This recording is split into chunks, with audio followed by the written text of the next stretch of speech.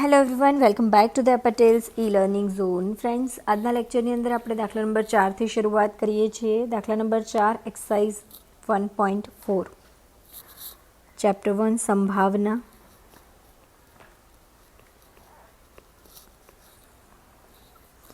હવે સંભાવનાની અંદર આપણી એક્સરસાઇઝ 1.4 દાખલા નંબર 4. તો દાખલા નંબર 4માં આપણને કીધું છે કે એક રાષ્ટ્રીયકૃત બેંકમાં 80% ગ્રાહકો બચત ખાતું ધરાવે છે, 50% ગ્રાહકો ચાલુ ખાતું ધરાવે છે અને 90% ગ્રાહકો બચત ખાતા અને ચાલુ ખાતામાંથી ઓછામાં ઓછું એક ખાતું ધરાવે છે. હવે અહીંયા ઓછામાં ઓછા એકનો મતલબ હવે તો તમને સમજ પડવી જોઈએ કે આ એ યોગ બીની વાત થાય છે, યોગ ઘટનાની વાત થાય છે, બરાબર. હવે અહીં હું ઘટના એ કહી દઉં. ઘટના એ એટલે હું કહું છું કે ગ્રાહકો બચત ખાતું ધરાવે છે.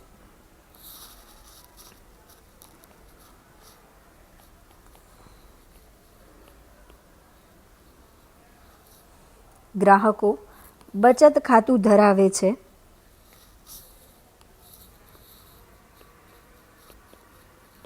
જો એ ઘટના એ હોય તો પી ઓફ એ આપણને આપેલું છે 80% એટલે 0.8 કહી શકાય. 80% એટલે 80/100 એટલે 0.8 કહો અથવા 8/10 કહો અથવા 80/100 કહો. નેક્સ્ટ આપણને કીધું છે કે ઘટના બી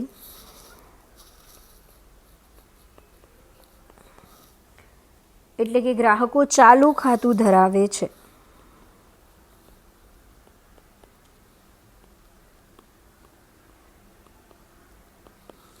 હવે ચાલુ ખાતું ધરાવે છે એટલે એ ઘટનાને આપણે ઘટના બી કીધી તો પી ઓફ બી આપણી પાસે છે 0.5.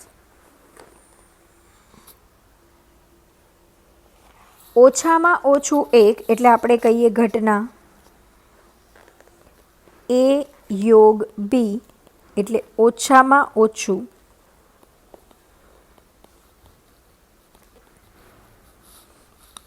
એક ખાતું.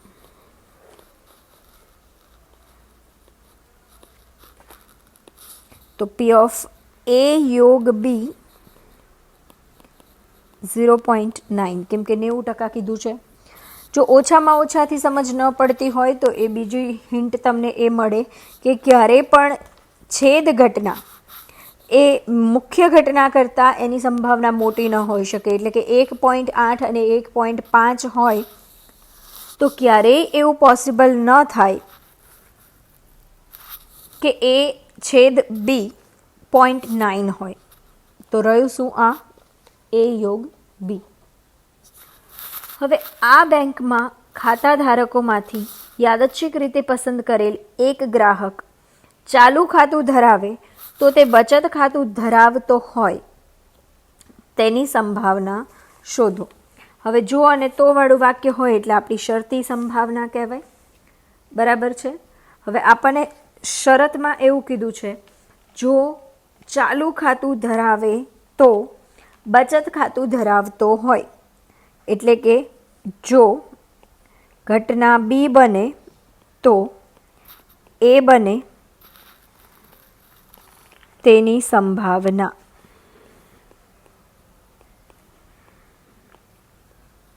જો ઘટના એ બને તો ઘટના બી બને તેની સંભાવના. હવે અહીંયા બી ઘટના જે છે એ શું છે તો કે એ પાયો છે. એ શું છે? પાયો છે. એટલે પાયો હંમેશા ક્યાં આવે? નીચે. તો આપણે શોધવાનું છે પી ઓફ એ ભાગ્યા બી. સૂત્ર એનું છે પી ઓફ એ છેદ બી ભાગ્યા પી ઓફ બી. એ છેદ બી આપણે સાઈડમાં શોધી લઈએ. પી ઓફ એ છેદ બી બરાબર P of A plus P of B minus P of A યોગ બી. તો પી ઓફ એ આપણી પાસે છે 0.8, 0.5 અને 0.9. 0.8 પ્લસ 0.5 1.3. 1.3 માંથી 0.9 લેસ કરો તો આવે 0.4. તો 0.4 divide by P of B એટલે 0.5.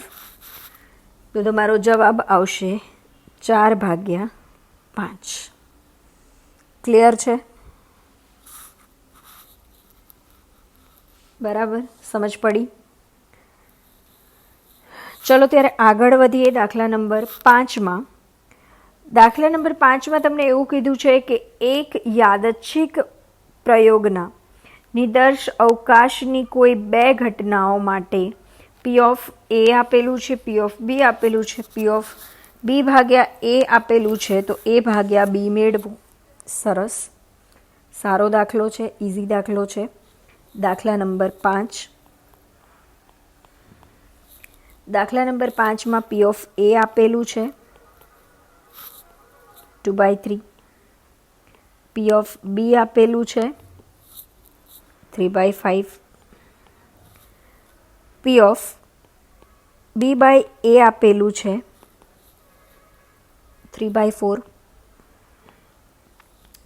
તો પી ઓફ એ ભાગ્યા બી મેળવો. હવે એ ભાગ્યા બી માટે આપણી પાસે એ છેદ બી હોવું જરૂરી છે. હવે એ છેદ બી કઈ રીતે શોધીશું? તો કે પી ઓફ બી ભાગ્યા એ માટે શું થાય? તો કે પી ઓફ એ છેદ બી ભાગ્યા પી ઓફ એ. આપણને આપેલું છે 3/4. પી ઓફ એ છેદ બી આપણે શોધી લઈએ. પી ઓફ એ આપેલું છે 2/3. હવે તમને આઈડિયા હોય કે આપણે સામેની બાજુએ જવું છે તો વ્યસ્ત પ્રમાણ કરવાની જરૂર હોતી નથી. એને તમે યાદ એવી રીતે રાખજો કે સામેવાળાના ઘરે જવું હોય તો ગુલાટિયા ના મરાય, સીધું રહેવાય. એટલે ત્યાં તમારે સીધો જ ગુણાકાર કરશો. 3/4 into 2/3 is equals to P of A છેદ બી. જો ઉપર જવાનું હોય એટલે કે આપણું જ ઘર હોય અને અહીંથી ઉપર જવાનું હોય તો તમારે ગુલાટીયું મારવું પડે. પણ જ્યારે તમારે સામેવાળાના ઘરે જવાનું છે તો ત્યાં તમારે સીધું રહેવું પડે, ગુલાટિયા નહીં મારવાના. એટલે પી ઓફ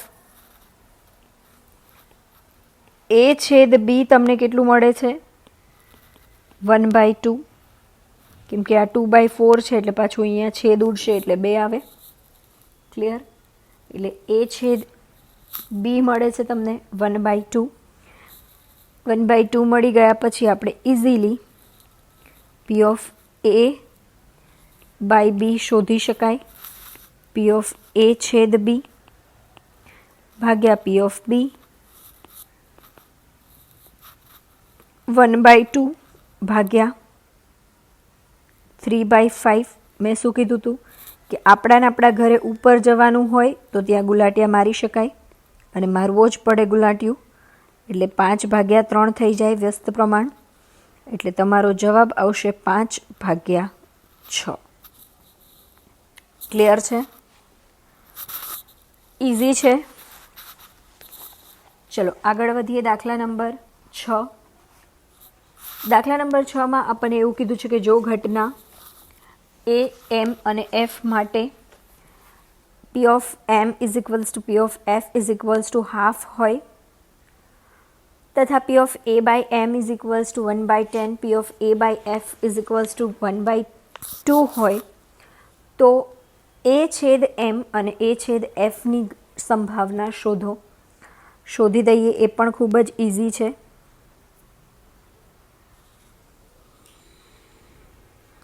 દાખલા નંબર 6. અહીં તમને આપેલું છે P of M 1/2, P of F 1/2, P of A by M 1/10, P of A by F is equals to 1/2. તો જો પહેલાં આપણે પી ઓફ એ બાય એમનું સૂત્ર મૂકીએ તો પી ઓફ એ છેદ એમ થાય ભાગ્યા પી ઓફ એમ, જે પાયામાં હોય એની અહીંયા સંભાવના લખવાની હોય. આપણી પાસે ઓલરેડી છે 1/10. પી ઓફ એ છેદ એમ આપણે શોધવું છે. પી ઓફ એમની આપણી પાસે ઓલરેડી સંભાવના છે જ 1/2. 1/2 સામે જાય 1/10, સીધો જ ગુણાકાર થશે 1/2. તો પી ઓફ એ છેદ એમ, તો પી ઓફ એ છેદ એમનો જવાબ તમને મળી ગયો 1/20. ક્લિયર છે? ચલો આગળ વધીએ. P of A by F, સૂત્ર શું થાય? પી ઓફ એ છેદ એફ છેદમાં P of F. A by F છે 1/2. પી ઓફ એ છેદ એફ આપણે શોધવું છે. પી ઓફ એફ એટલે 1/2. 1/2 સામે જાય એટલે ગુણાકારમાં 1/2 ઇન્ટુ 1/2. તો તમને મળી ગયો પી ઓફ એ છેદ એફ બરાબર 1/4.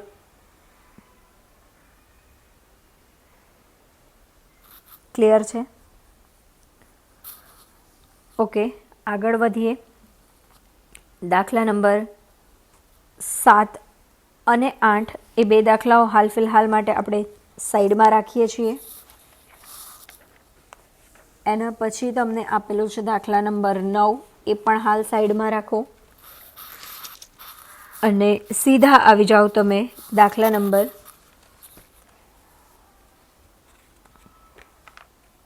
15માં. દાખલા નંબર 15, 6 પછી દાખલા નંબર 15. જો યાદચ્છિક પ્રયોગની 3 ઘટનાઓ એ બી અને સી નિરપેક્ષ ઘટનાઓ છે, પી ઓફ એ બી અને સી આપેલું છે, તો એ યોગ બી યોગ સી શોધો. હવે અહીંયા તમને કીધું છે કે નિરપેક્ષ ઘટનાઓ છે. હવે સમજજો, જ્યારે નિરપેક્ષ ઘટનાઓ હશે ત્યારે મેં તમને આગળ એક દાખલામાં કીધું હતું કે એ છેદ બી એટલે પી ઓફ એ ગુણ્યા પી ઓફ બી આવું થશે. બરાબર છે?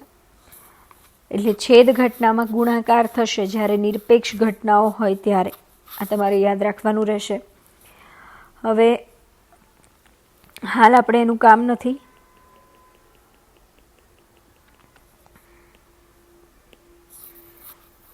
આપણને પહેલાં આપેલી છે એ ઘટનાઓની સંભાવના લખી દઈએ. તો પી ઓફ એ આપેલું છે 0.2, પી ઓફ બી આપેલું છે 0.3, પી ઓફ સી આપેલું છે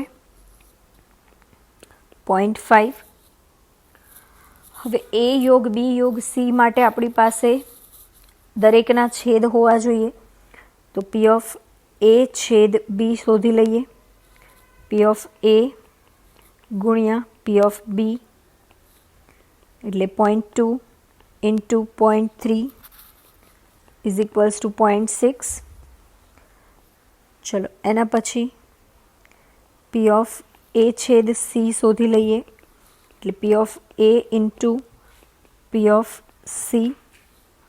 પી ઓફ એ એટલે 0.2, સી એટલે 0.5, એટલે તમારો આન્સર આવશે 0.2 ઇન્ટુ 0.5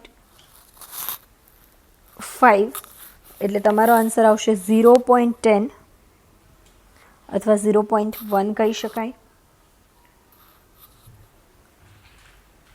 અહીંયા આવશે 0.06, ભૂલ થઈ ગઈ. નેક્સ્ટ તમારો બી છેદ સી શોધવાનો થશે. પી ઓફ બી છેદ સી, તો પી ઓફ બી ગુણ્યા P of C. P of B આપણી પાસે છે 0.3, પી ઓફ સી આપણી પાસે છે 0.5, એટલે અહીં તમારો જવાબ આવશે 0.15. ક્લિયર છે? અને હજુ પણ આપણે 3 એ 3ના છેદની પર જરૂર પડશે, એટલે A છેદ B છેદ C. તો એના માટે આપણે P ઓફ A ગુણ્યા P ઓફ B ગુણ્યા P ઓફ C 3 એ 3નો ગુણાકાર કરીશું. 0.2 ઇન્ટુ 0.3 ઇન્ટુ 0.5. તો એ તમને જવાબ મળે છે 0.03. બરાબર છે. અને હવે આપણી પાસે P ઓફ A યોગ બીનું સૂત્ર છે, સોરી A યોગ B યોગ Cનું સૂત્ર, એ તો એનું એ જ રહેવાનું. P of A plus P of B plus P of C minus P of A છેદ B minus P of B છેદ C minus P of A છેદ C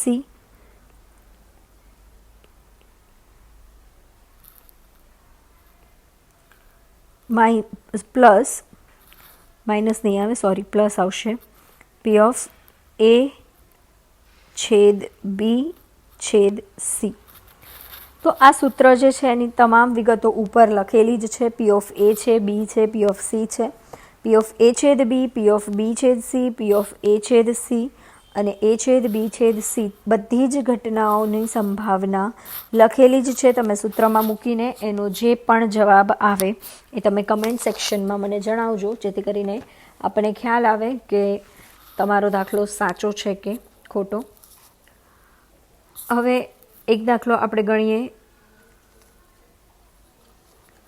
દાખલા નંબર 12. દાખલા નંબર 12 ઘણો IMP દાખલો છે.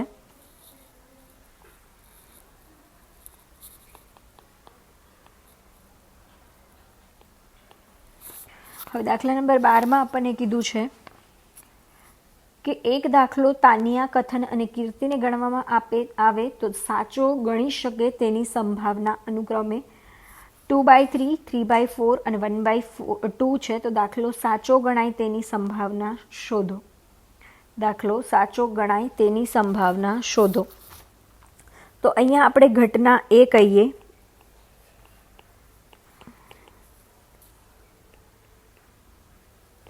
ઘટના A, તાનિયા સાચો દાખલો ગણે.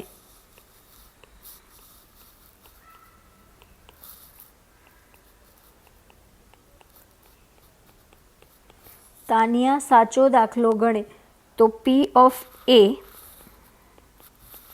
તમને આપેલું જ છે 2/3. હવે ઘટના B આપણે કહીએ કથન સાચો દાખલો ગણે.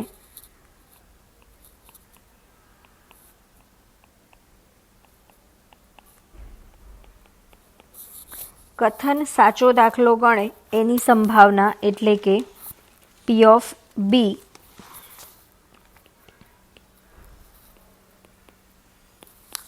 એ પણ આપેલું છે 3/4 અને ઘટના C કીર્તિ સાચો દાખલો ગણે